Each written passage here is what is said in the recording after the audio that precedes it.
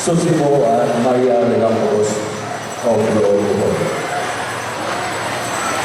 Born on February 1952, married to Arlene Florita and blessed with 4 children, namely Christian, Celestia Luz, Maria Luisa, and Mario Usec.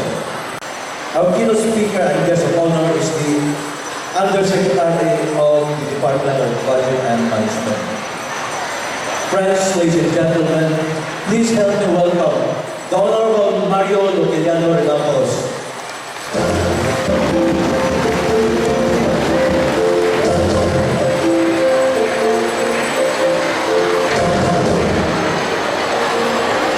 Thank you very much, Sam, for that very profound and lengthy introduction.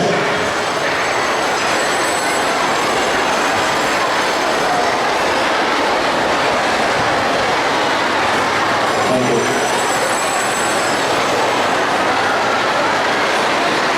Honorable Municipal Mayor Marieta Sumailo, the representatives of the Congressman and Governor here in Bohol, Honorable Municipal Vice Mayor Luciano Bongalos, Honorable members of the Sangguniang Bayan of Dauis, all here present, local executives, officials, and employees of Dauis Local Government Unit, and other invited guests from other municipalities, officials of the national government agencies, anak taga Dauis o mga kaliwan, ladies and gentlemen, good morning. Before I proceed, let me check if you can hear me. If I say hello, you say hi. Hello? Hi! Very good. Very clear, Mayor. Okay. So I would like to congratulate everyone, especially our mayor here, for celebrating the 295th Foundation Day of Dauis.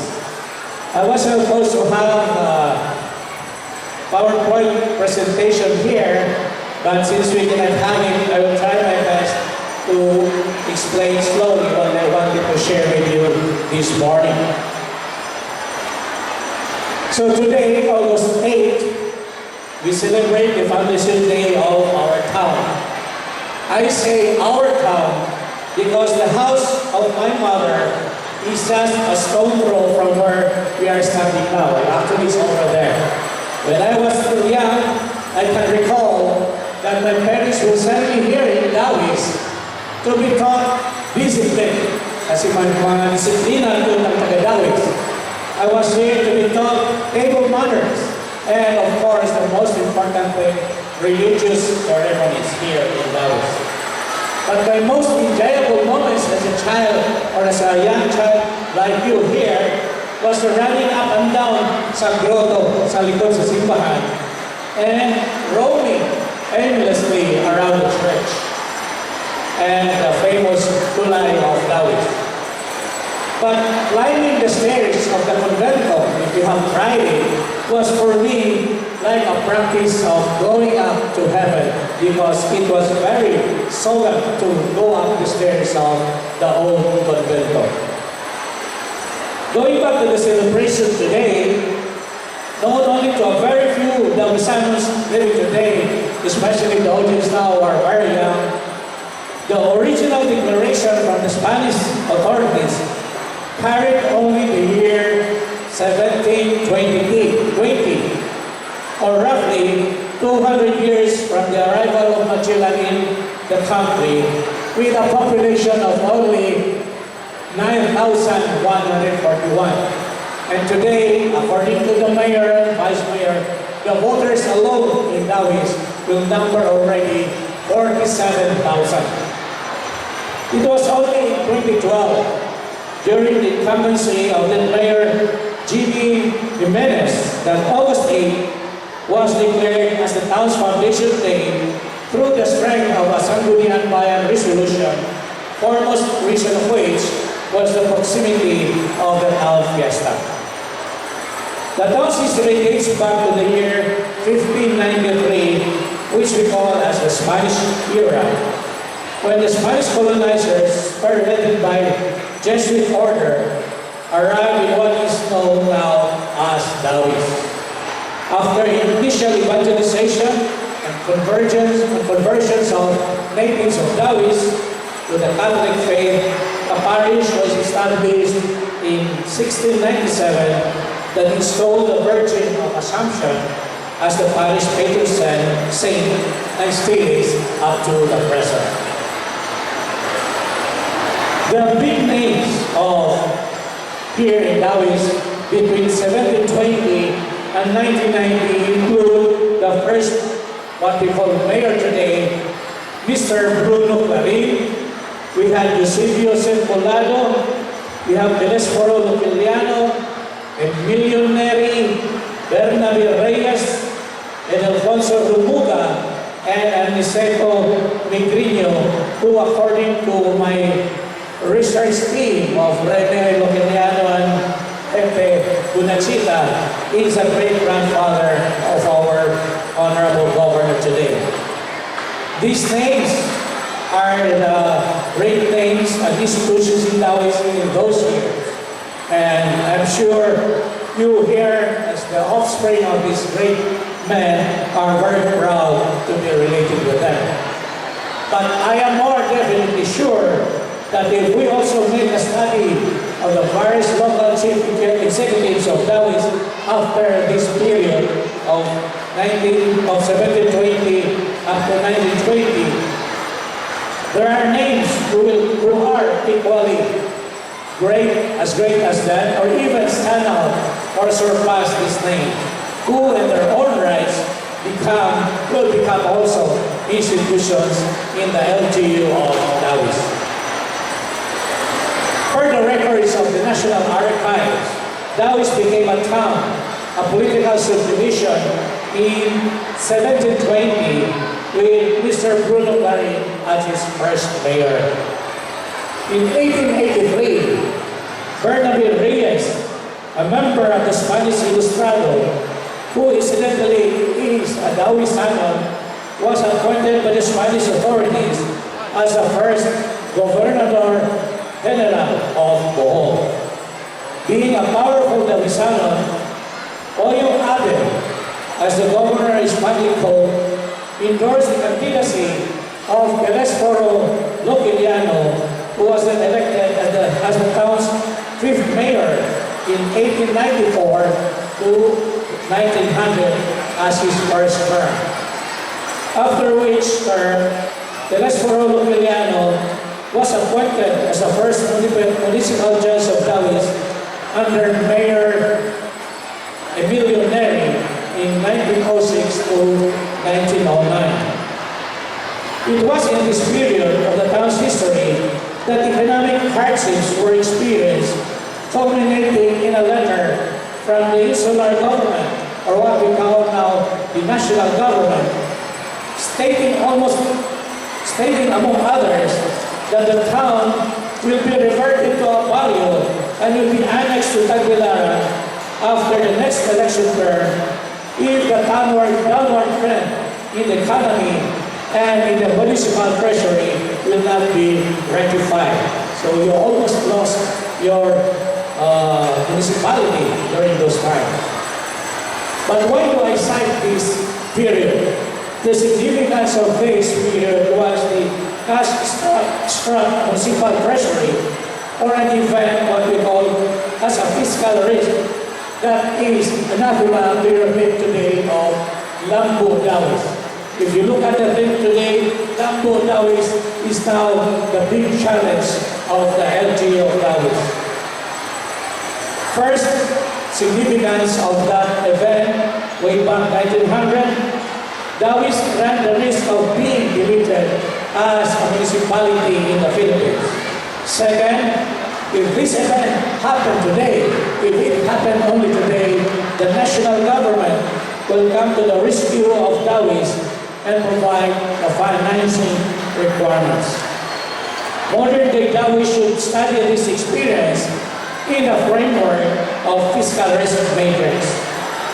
Fiscal risk can be direct, contingent, implicit, or explicit, But we are not going to discuss it here today. We will be asking the Department of Finance to help us on this. But the solution then, if I continue the story at the time, that was adopted by our predecessors was very unorthodox and short of self-denial. I would not know if this can be an option of the politicians today, but I'm sure it is not impossible. There are political leaders who will consider this option. What we did at that time was this story. The efforts of Judge and ex-mayor Telesforo Luciliano should be highlighted because it was through his initiative that he persuaded ex-governor Bernabe Reyes to run in a lower office as a mayor, knowing fully well that it was only he who can save the town's dwindling economy and municipal treasury. Being a good friend and ex-house neighbor on what is now named Circulado Street, after the town's fourth mayor, Usec Circulado, that runs from the present tennis court up to the cemetery, the ex-governor agreed to run for mayor and won easily during 1909 to 1912. And as planned, he plowed back his own personal salary back to the municipal treasury. Who would do this nowadays? Your salary will be given back to the government, saving the much needed cash for the town. Not only that, he also agreed to shoulder the salaries of the employees and the police of the town during his term. Imagine that, how great man was Bernabe Reyes. It would be safe to say that Oyong Abe and Orong Luciliano saved the town from being annexed to Tagbilaran, or to call this event during modern term, using modern term, from disenfranchising the Dauis are residents of a municipality. After Oyong Abe's saving term as mayor and to sustain the growth of the municipality, Oyong Abe endorsed again Orong Luciliano for a second term and won as mayor in 1912 to 1915.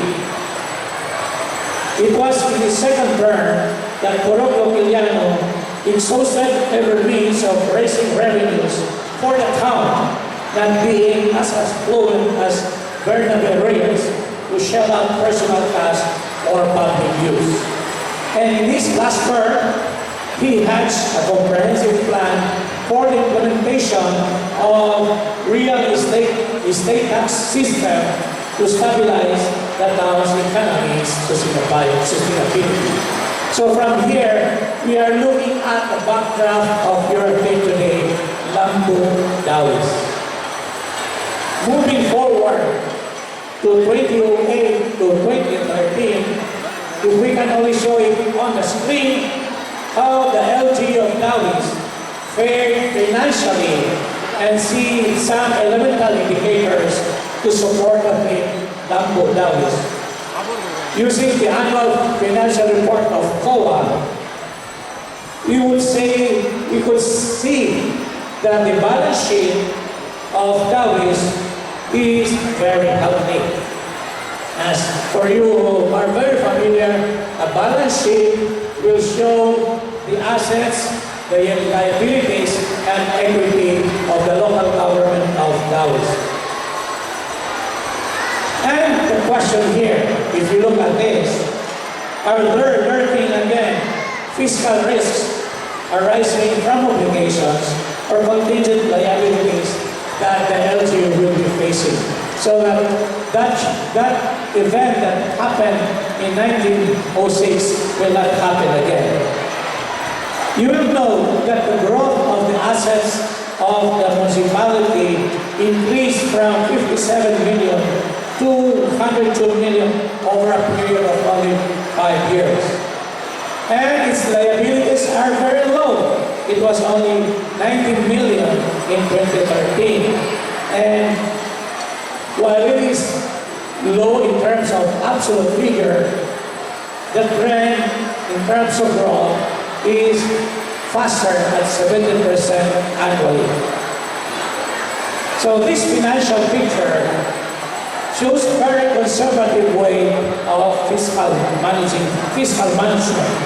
However, in the same breath, we have to ask if Dauis is exposed to greater fiscal risk and uncertainties than ever before.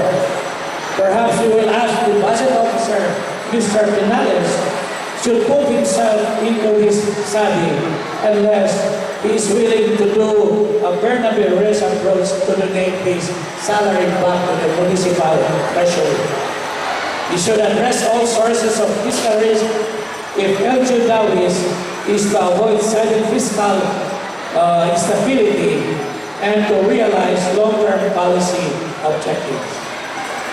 Another traditional indicator whether our Lambo Dauis will have greater chances of success is the income statement of the LGU of Dauis. As you know, income statement will also show to you the revenue collections, the expenditures of the town, as well as the net income or net loss of the municipality. The question we should ask is whether the financial statement indicates that would require keeping projected expenditures down to avoid fiscal instability and thus deprive you of the needed public service. Again, I would like to ask Mr. Penales to advise our Honorable Mayor Sumailo of the projected revenue and expenditures of Dauis in order not to deprive the Dauisanos of the needed quality public service. Finally, if we look at the cash balances ending for each year, it's very good. In fact, the cash balances ending each fiscal year is enough to pay off all the liabilities of the LGU if that is needed. However, I would say, the design of government programs should take into account the volatility of public financing requirements and the impact of the programs on the government's overall risk exposure. What happened in 1906 may pale in comparison to the virus risk exposures that the LGUs are facing today. Earlier, Mayor Sumailo presented to you the status of the fiscal affairs of Dauis, and she mentioned a lot of programs and projects that have been accomplished, and they are as well as those she's going to pursue. So in this context of plans and programs compared against the financial condition of Dauis should be properly studied. Again, the importance of what I said way back in 1900 and those figures in 2008 to 2013 is relevant to your claim, Lambo Dauis, if you want this to be pursued. Lambo Dauis will have greater probability of success if you play your cards well, given this financial condition. But more than the financial conditions, it is very important that the local leadership of Dauis is very strong and should come together in all stakeholders to focus on three outcomes. You know, LGUs will be given more role in the development of the locality. And if you have to assume this role of development, then there must be three outcomes that the mayor, the local officials, as well as all the members of the community of Dauis should focus on. The first outcome you should focus on is what we call fiscal outcome. When we say fiscal outcome, it involves fiscal discipline. Simply meant that the LGU should live within its means. Expenditures should be within total revenues. and, if needed, within manageable borrowing capability while assessing its risks. Again, as provided in the local government code, the LGU must strictly follow this. And if LG Dauis borrow, it must have clear understanding and control of the attendant risk of borrowing money. The second item under fiscal outcome is strategic allocation of resources, which requires prior identification of program priorities, both short-term and long-term. This would mean a good planning effort to be able to identify real priorities that the people of Dauis need. The local chief executive and mayor may have her priorities, and the people may have their own expectations from the mayor. The art of reconciling these two sets of priorities is the crux of the matter. And the third item is what we call operational efficiency. That means timely delivery of public service to all the Dauisanos at the cost that we can afford without sacrificing the quality and the quantity needed by the people. In short, we should look at the timeliness of public service, the quantity of the public service, as well as the quality of public service that we are enjoying from the LGU. The second outcome that the LGU should focus on, together with all the stakeholders in Dauis, is what we call social outcome. And when we say social outcome, it involves transparency, accountability of the local government officials to the citizens of Dauis, and participatory process by all citizens of Dauis in the phases of planning, budgeting, and monitoring our programs. This is necessary to ensure that there is compliance with regulations, aside from participation in decision-making by all stakeholders. And again, I will throw this as a challenge not only to the local officials of the LGU of Dauis, but also to all the NGOs and civil society organizations in Dauis to support the local officials of Dauis to achieve this second outcome of social outcome that involves accountability. Finally, in addition to fiscal outcome and social outcome, is the operational outcome, which is very important to you as citizens. You should be concerned on this operational efficiency because the quality of service, the quantity of service, the timeliness of public service that will reach you will depend largely on the technical capability of the officials and employees of the LGU of Dauis. So it is very important that the LGU of Dauis should have officials and employees that have sufficient technical capability and have all the systems and procedures and manuals to capacitate them to deliver excellence in the delivery of service to all Dauisanos. Before I end my presentation, let me state this, that in everything you do, local officials or the community, results must be in your mind when you do planning, budgeting, and monitoring evaluation. Think of results, and results. All stakeholders should know that what was planned, implemented, and the results resulting benefits should be reported to all Dauisanos. So given this, I would like therefore to challenge all of you, today's anniversary and the years to come, to pursue your claim to be today, as you said it, Lambu Dauis. And I would like to support you on these efforts in whatever capacity I have. So in closing, let me give you or share with you my quotation. In budgeting process, good morning, Congressman.